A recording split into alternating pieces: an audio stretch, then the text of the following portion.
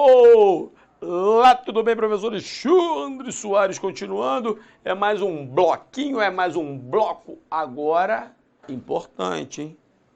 Gêneros e tipos textuais, Alexandre, possibilidade de prova enorme, mas principalmente quanto aos tipos, narração, descrição e dissertação, mas essa chamada ideia dos gêneros é legal ter uma noção. O gênero textual é como se fosse mais específico do que o tipo. O tipo é amplo, tá? Inclusive eu fiz um quadrinho para você. No próprio material você tem aí. Você vai imprimir e vai olhar esse quadrinho todo. O que eu apresento aqui é o puro sumo, é a essência. Vou falar bonito agora, é o mote. O mote é a parte principal. Mas eu fiz um quadrinho de coração, perdi maior tempo, você não vai pegar esse quadrinho e vai jogar fora. Você vai pegar esse quadrinho, vai imprimir, vai plastificar e vai ter na ponta da língua. O que eu vou fazer aqui é mostrar o mais importante. Isso também é legal, tá? Então vamos lá. Primeiro, gêneros textuais são identificados pelo assunto, lógico, pelo papel dos interlocutores, né? Locutores e quem está escrevendo, você vai entender. E pela própria situação da escrita. Repare só, um gênero textual é o artigo. A gente toda hora vê. Artigo é quando o autor, ele defende Marta Medeiros, Veríssimo, são toda hora, o tempo todo você está vendo artigos por aí, seja um artigo em um jornal, em uma revista. Alexandre, eu até entendo que o artigo nada mais é que uma tese, uma opinião que é desenvolvida pelo autor. Mas qual é a diferença entre um artigo e um editorial? O editorial também não é uma opinião defendida pelo jornal, pela revista? Sim. Agora, um detalhe importantíssimo, a diferença é que no artigo tende a haver a assinatura do autor. Agora, no editorial não existe assinatura. No editorial, o tal do texto opinativo não é direcionado a um autor, é direcionado ao veículo que, apresentou a tal da opinião. Repare, o editorial é um texto opinativo não assinado. É como se fosse assim, esta é a opinião do jornal O Globo, não é a opinião de Veríssimo. Ainda que Veríssimo tenha escrito o editorial do jornal. Isso já é importante. Então, artigo é um texto opinativo, né? Vamos colocar aqui com as características de uma dissertação, e texto opinativo assinado pelo autor. Editorial é um texto opinativo, em regra uma dissertação, seja ela argumentativa ou expositiva, vamos ver um pouquinho daqui a pouco sobre isso, e a diferença é que no tal editorial não haverá uma assinatura, não haverá um autor para aquele texto, é simplesmente a opinião da revista ou do jornal em que o editorial ele aparece, ok? Texto informativo é a reportagem. Infelizmente, mais um dia de chuva em São Paulo choveu, 8 mortos, na área da Zona Sul e na Zona Leste de São Paulo, houve alagamentos, é o texto informativo como você está cansado de ver. Então, o texto informativo, ele presta uma informação. Notícias, em geral, são textos informativos, tá? Já logo lhe adianto que o texto informativo, como gênero, é um dos principais para as questões de prova. Beleza? Então, agora vem, Fabão, joga para cá pro tio. Um texto didático. O texto didático é esse que você tem aí em mão. Então, repare que eu não falei em mãos, tá? Você não fica em pés, então você não recebe em mãos, você recebe em mão. Então, o texto didático nada mais é que um texto informativo, mas tem intenção. Quando eu falo que João passando pela Avenida Paulista, foi atropelado, quebrou 2 pernas. Eu não quero aqui esclarecer e nem explicar nada como o material que você tem em mão. Então a diferença é essa. O texto chamado didático ele é informativo, lógico, mas ele tem uma clara intenção, esclarecer, né? Ser didático, passar uma informação para que você entenda e com uma intenção, por exemplo, como esta, passar numa prova de concurso público. Legal? O texto preditivo. Preditivo vem de pré, vem de antes, ou seja, é aquele que faz uma previsão. Previsão como horóscopo. Horóscopo é um texto preditivo. Ou ainda, aqueles textos feitos por economistas que falam, o crescimento do Brasil neste ano vai ser de 0,76%. Isso é um texto preditivo, porque ele está prevendo o que vai ocorrer. Não necessariamente ocorrerá. Beleza. Agora vem para cá, Fabão. Jogou para cá, acompanhe comigo. Poético. Preciso explicar? O poético trabalha a linguagem com arte. Não é simplesmente escrever, é escrever com arte. Lógico que os poemas, as poesias têm essa característica, a característica poética. Aqui não vamos ficar alisando, que neste caso aqui alisando não vai crescer nada. Histórico também não vejo problema. Histórico tem uma intenção, registrar fatos históricos, como, por exemplo, registrar a atual situação deste país, que, né, hoje tem como presidente uma esperança do povo, chamada aí, esqueci o nome do nosso presidente, é o Messias. Jair Messias Bolsonaro, baseado na técnica aqui, é cheio de cultura geral, até ajuda o professor.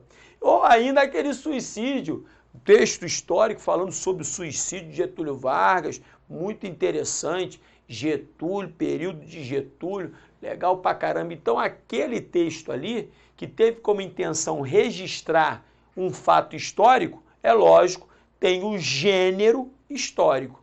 Não vejo nenhuma dificuldade até agora, ok? Então, vamos continuar. Repare, vamos... Então, continuando, repare, gêneros textuais ainda. Propaganda, preciso explicar? Propaganda, repare, mobilizar pessoas. Por exemplo, as campanhas de vacinação. Então, quando eu faço uma propaganda, não há dúvida, eu tenho uma clara intenção. A intenção é mobilizar sempre pessoas. Por exemplo, uma propaganda feita por carros, né? Para fazer uma revisão nos freios, isso vem acontecendo demais, até muito importante, né? A intenção clara daquela propaganda, vou usar um exemplo qualquer da Volkswagen, é mobilizar todos os compradores daquele carro que voltem às agências para que o freio seja, né, consertado. Publicitário, repare a diferença, a propaganda é para mobilizar, não quer vender nada. Publicidade não. O texto publicitário quer vender, quer persuadir o consumidor para vender alguma coisa. Pode vender uma ideia, pode vender um produto, pode vender o que você quiser. Mas o texto publicitário, repare, ele tem uma intenção, persuadir, convencer. E a propaganda é mobilizar pessoas, como, repito, como para uma campanha de vacinação contra a dengue. Tá legal? Então, cuidado com essa pequena diferençazinha aqui, tá? Vamos na sequência, vem comigo. Normativo é qualquer norma, estabelecer diretrizes, como normas aqui, leis, decretos e por aí vai. Então, não vejo dificuldade aqui presente, não erraria uma questão. Então, agora, para fechar os chamados, né, gêneros textuais, o normativo. O normativo ligado à lei, quando é lei, é para estabelecer uma diretriz, como as próprias leis e decretos. E o normativo como sentença, que tem a intenção de julgar, como a sentença, né, proferida por um juiz. Então aqui também não é uma questão de prova, mas só para saber, isso existe, ok? Então, todos os gêneros textuais que estão nesse quadrinho, dê uma olhada no quadrinho, imprima o papel aí que você tem, decore o quadrinho, faça um quadrinho bonitinho, plastificado, o amigo fez de coração para você, é bom você ter aí, ter na cabeça, né? Ter em mente. Além dos gêneros, existem os tipos. Os tipos textuais, eles se diferenciam principalmente pela finalidade do texto, né? Qual é a finalidade? É contar uma história, uma narração? É descrever um ambiente? Descrição? É argumentar? Dissertativo, argumentativo? É informar? Dissertativo, expositivo? Então, a intenção desse texto é a principal característica para eu diferenciar, ou diferenciar, tanto faz, os tipos textuais. Aí vem, joga para cá, Fabão, vem com o papai. Repare, aí, de novo, eu fiz um quadrinho, sem, agora eu vou tirar sem vaidade, tá? Sem vaidade, mas fiz um quadrinho bom, de coração. Fiz um quadrinho, pesquisa, botei um quadrinho bonito para você. Alexandre, deixa de ser safado, sem qualquer outro lugar. É só no Alfacom que vai ter o quadrinho, hein? Então pega esse quadrinho, imprima, plastifique e coloque lá pendurado, de frente para você no espelho. Descrição, narração e dissertação. Não há nada de mais não. Na descrição, tudo já aparece. Você descreve. E quem é que descreve? É o observador, é o que está observando, é o que está vendo. Por exemplo, descrever uma pessoa alto, olhos azuis, é loiro, mais ou menos uns 92 quilos. Foi ele que cometeu o crime na zona sul de São Paulo. Pô, loiro, de olhos azuis, 1,90 m para pegar o malandro ladrão não vai ser difícil não, né? Você não acha por aí. Então tá descrevendo o caboclo. Repare um detalhe, quando eu falei ele é loiro, ele é alto, ele pesa mais ou menos uns 93 quilos, repare que o verbo ser, ele está no presente do indicativo. Isso é importante. O presente do indicativo e o pretérito imperfeito, a sala, antes da mudança, era arejada, a sala era branca, a sala era alta, tinha um pé direito alto, agora tudo mudou, agora a sala é pouco arejada, a sala não tem mais aquele pé direito bonito, a sala agora é azul. Repare que eu comecei com era, pretérito imperfeito, e parti para o presente. O presente do indicativo e o pretérito imperfeito do indicativo são os dois tempos verbais que caracterizam a descrição. Isso ajuda muito. Já na narração, vai ter de ter um enredo, vai ter de ter uma história, vai ter de ter personagens, vai ter de haver uma sucessão temporal. O que significa isso? Tem de haver uma mudança no tempo. A história do Joãozinho ontem, a história do Joãozinho hoje, e como é que vai ser amanhã. Pense numa novela, pense num filme.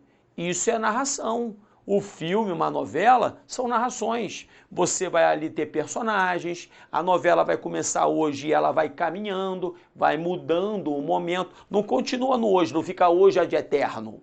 Vai continuar a novela, haverá uma história, um enredo, percebeu? Então eu vejo também com clareza a presença da narração. Detalhe importante, os tempos verbais da narração são dois. O pretérito perfeito, que é o campeão, repare, foi quando João chegou ao curso. Ele percebeu que Maria não estava. Ué, como é que pode? Aí ele caminhou Caminhou até a sala do diretor e aí ele perguntou, onde está Maria? O diretor falou para ele, não sei. Cada vez mais João estava preocupado. Voltou à sala de aula e Maria não estava. Desceu de novo. Tá vendo que quando eu estou contando aqui a história, subiu, desceu, perguntou. Prioridade, pretérito perfeito. Então o pretérito perfeito do modo indicativo é o tempo verbal da narração. Além do mais que perfeito, né? Por exemplo, ele escolhera o momento ideal, aí depois falou com o diretor. Repare que escolher é o pretérito mais que perfeito. É uma ação anterior a falar com o diretor. E é possível também na narração. Lá na dissertação, não. A dissertação é no presente. Você ali não quer mudar tempo verbal, você quer contar a sua história para tentar convencer. Então, na dissertação, a ideia é convencer, é vender uma tese. Vou botar aqui, ó. É vender uma tese. Agora, esta tese, ela pode ter uma característica mais objetiva ou mais subjetiva. Quem vai fazer a tese aqui é o argumentador. Cuidado, que a tal da dissertação, ela é argumentativa quando ela é baseada em argumentos pessoais, subjetivos, não em dados, estatísticas, pesquisas. Quando você começa a defender uma tese com subjetividades, com opiniões próprias, essa dissertação é argumentativa. Agora, quando você começa a defender uma ideia por meio de pesquisas, de dados estatísticos, de estudos acadêmicos, de argumentos de autoridade, aí você tem uma característica menos subjetiva e mais objetiva. Por isso a dissertação é chamada de expositiva, ok? Então coloque isso que eu acabei de colocar no papel, porque vai fazer uma diferençazinha para algumas questões de prova. Legal? Aí agora, meu filho, adivinha o que a gente vai fazer? Vai fazer um exercício. Então vamos lá, acompanhe. Jogou lá na questão. Repare, Fabão, acompanhe comigo. Botei minha canetinha, deixa eu botar a caneta. Aí aqui vem o primeiro texto, né? Vem o primeiro texto, repare. O ensino superior no Brasil é oferecido por universidades, centros universitários, faculdades, institutos superiores e centros de educação tecnológica. O cidadão pode optar por 3 tipos de graduação. Você já está vendo? Olha para mim, olha para o tio. Já está vendo que isso não é nem descrição nem narração. Não está contando história alguma, o tempo não está no passado, então já está vendo que isso aqui é uma dissertação. Repare, voltou. Bacharelado, licenciatura e formação tecnológica. Os cursos de pós-graduação são divididos entre lato sensu, especializações em MBAs, e estrito sensu, mestrados e doutorados. Além da forma presencial, em que o aluno deve ter frequência em pelo menos 75% das aulas e avaliações, ainda é possível formar-se por meio do ensino à distância. Nessa modalidade, não é necessária a presença do aluno dentro de uma sala de aula. Ele recebe livros e apostilas e conta com a ajuda da internet. Há também cursos semipresenciais com aulas em sala e também à distância. Joga grandão, Fabão. Meu aluno, você está vendo que essa dissertação não está defendendo teses com argumentos subjetivos. Ele basicamente está fazendo um texto informativo. E esse texto informativo, mal ou bem aqui, traz consigo uma característica dissertativa. Então você já está vendo que ele está caminhando para o lado do texto expositivo. Voltou, Fabão?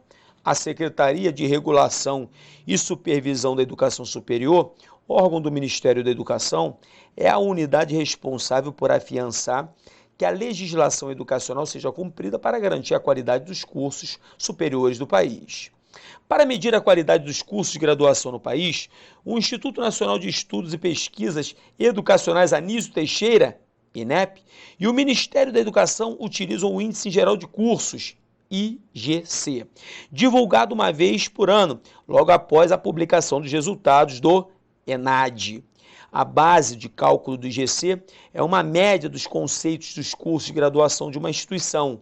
ponderada a partir do número de matrículas mais as notas de pós-graduação de cada instituição de ensino superior. Repare a questão. Meu aluno, você viu claramente que o texto não traz uma característica subjetiva, opiniões pessoais, e sim como se fosse um texto basicamente informativo, informando sobre o processo, né, dessa nova realidade do curso superior. Então a característica dessa dissertação, se não é narração, me botou grandão, Fabão, se não é narração, se não é descrição, é dissertação. E se tem essa característica objetiva e não subjetiva, é expositiva. Repare, jogou no exercício, acerca das ideias e dos aspectos linguísticos do texto precedente, julgue o item a seguir. O texto tipicamente argumenta... Peraí, voltou. Repare canetinha, vou botar minha canetinha. Aqui, ó, argumentativo, já pode parar. Não é argumentativo, não, é expositivo.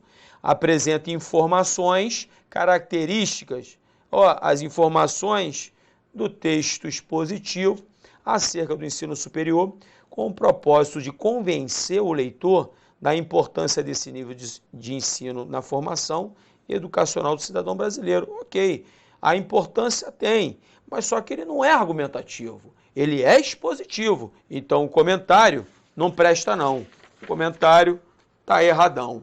Partamos para a próxima, acompanhe. É curioso notar que a ideia de porto está presente nas sociedades humanas desde o aparecimento das cidades. Isso porque uma das características das primeiras estruturas urbanas existentes na região do Oriente Próximo foi a presença do porto. Meu aluno, só com isto aqui, quando ele fala é curioso notar, esta é a clara presença da dissertação na jogada. É a mesma, quando você faz redação, você começa assim, é notório notar, é curioso notar, é perceptível que haja a presença. Então, é mister que você perceba. Então, já vê que é uma dissertação. Não é nem uma narração, nem uma descrição. Mas aí ele vai, né? As primeiras cidades, no sentido moderno, surgiram no período compreendido entre 3100 e 2900 a.C. e vai continuar até o final trabalhando essa ideia. Legal. Então, para a gente ganhar tempo, vamos à questão. O texto que baixaria predominantemente descritivo. Que descritivo, meu aluno? Se é descritivo, o verbo deveria estar ou no presente, lembra? Ou no tal do pretérito imperfeito, ele era, ele é. Ele não está descrevendo nada. Ainda que houvesse uma passagem descritiva, se ele descrevesse ali a presença, como era o porto da época, ele não vai ser predominantemente descritivo. Ele vai ser dissertativo. Então, se ele ali é um texto dissertativo, mais uma vez, o comentário está erradão. Partamos para a próxima. Acompanhe. 7 anos após receber o título de Patrimônio Cultural do Brasil, o Complexo Cultural Bumba Meu Boi, isso aqui é um texto interessante, uma das manifestações culturais mais marcantes do estado do Maranhão, pode receber reconhecimento internacional. O Instituto Patrimônio Histórico, repare que ele está fazendo um texto aqui informativo, ele está informando. E Artístico Nacional, IFAM, entregou ao Ministério das Relações Exteriores o dossiê de candidatura dessa manifestação cultural ao status de Patrimônio Cultural Imaterial da Humanidade. O título é conferido pela Organização das Nações Unidas para a Educação, a Ciência e a Cultura, a Unesco. Pode parar por aqui. Você vê claramente que ele aqui está informando. Se ele está informando, o texto é um conto, tá? De brincadeira. Um conto é uma historinha. Ele não está contando nada. Uma crônica? Não, uma crônica é aquela história do nosso cotidiano. Por exemplo, a crônica do Veríssimo quando vai ao bar da esquina.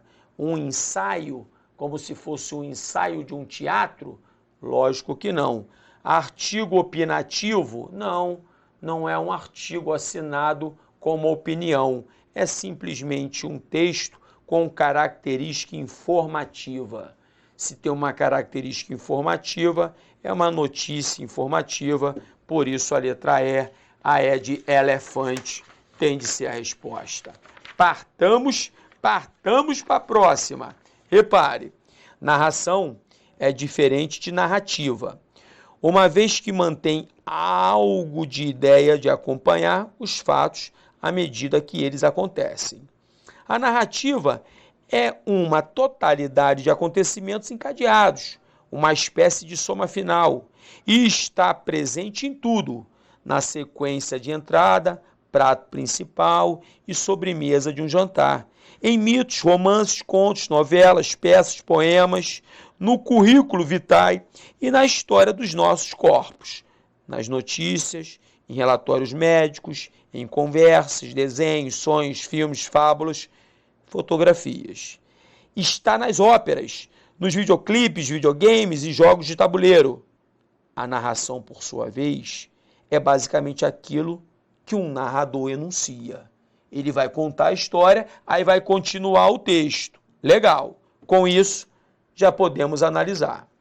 Dadas as temáticas apresentadas e a presença de referenciais temporais, como as expressões nas últimas décadas, dos anos 80, dos anos 80 do século XX para cá, o texto classifica-se como narrativo. Repare, meu aluno, que aqui ele claramente, preste atenção, tem uma intenção.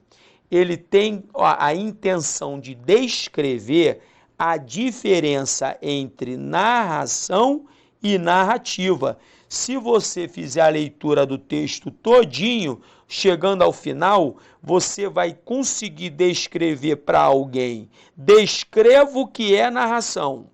Descreva o que é uma narrativa. E essa descrição vai ser feita a partir da leitura desse texto. Então, este texto, ainda que tenha estes referentes temporais, ele não é uma narração. Aqui não está se contando uma história com personagens, com enredo, com mudança, com sucessão temporal, e sim tem uma intenção de descrever o que é narração e o que é uma narrativa. Por isso, esse texto ele tem característica descritiva. Se descritivo e informativo ele é, repare, ele está informando e descrevendo essa diferença, nós vamos chamá-lo de informativo e não narrativo. Por isso, o comentário está erradão. Agora vamos embora. Então não confundem. Aqui, simplesmente ele informa. Ele vai descrever um, vai descrever outro. No final da história, você consegue, pela informação apresentada, diferenciá-los. Vamos para a próxima. Acompanhe comigo. Na próxima, vamos lá. Repare, é um textão grandão, mas no final você vai ver, é fácil. Repare, ao final do século XIX, os cientistas podiam refletir com satisfação que haviam desvendado a maioria dos mistérios do mundo físico: eletricidade, magnetismo, gases, óptica, acústica, cinética, mecânica e estatística, para citar alguns campos. Foram submetidos à ordem. Eles haviam descoberto os raios X, o raio catódico, o elétron e a radioatividade. E o invento, o homem, e o Watt, Kelvin, Joule, Ampere e o pequeno Erg. Meu Deus do céu! Se uma coisa podia ser oscilada, acelerada, perturbada, destilada, combinada, pesada e gaseificada, eles o fizeram. Veja que aqui eu tenho personagens, repare, veja que aqui eu tenho o verbo trabalhando no pretérito perfeito. Então, eu já vou logo. Muitas pessoas cultas acreditavam, olha o imperfeito aqui, veja isso, hein? Então vai, eu vou na sequência. Em 1875, veja os aspectos temporais que marcam a narração. Quando estava decidindo se dedicaria a vida à matemática ou à física, um jovem alemão, olha o personagem chamado Max Planck, foi, olha o pretérito perfeito, fortemente aconselhado a não escolher a física, porque os grandes avanços já haviam sido realizados. Garantiram-lhe, olha o pretérito perfeito, que o século vindouro seria de consolidação e refinamento, não de revolução. Planck, ele não deu ouvidos. Olha o pretérito perfeito finalizando. Então repare que isso é claro que é um texto narrativo, é um texto que narra a história de todo esse processo. E ali há os personagens, há a mudança no tempo, na sucessão temporal, há a presença maciça do pretérito perfeito. Tudo isso me dá a certeza da narração e não, como a questão diz, da argumentação, que seria uma defesa de tese. É só você procurar e ler o texto de novo, que aqui a dinâmica tem que ser daquele jeito, metendo pau no burro, você vai ver que não há qualquer tipo de tese sendo desenvolvida. Por isso, se não é argumentativo e sim narrativo, o comentário está erradão. Ok? Bota grandão, Fabão. Meu aluno, aqui o tempo de que a gente dispõe para cada bloco não é grande, mas você vê, não pode acender vela para defunto barato. Com o treino, tipologia textual, gênero textual, fica legal. É só fazer mais exercício. Estou esperando você no próximo momento. Um grande beijo, fique com Deus. Tchau, tchau.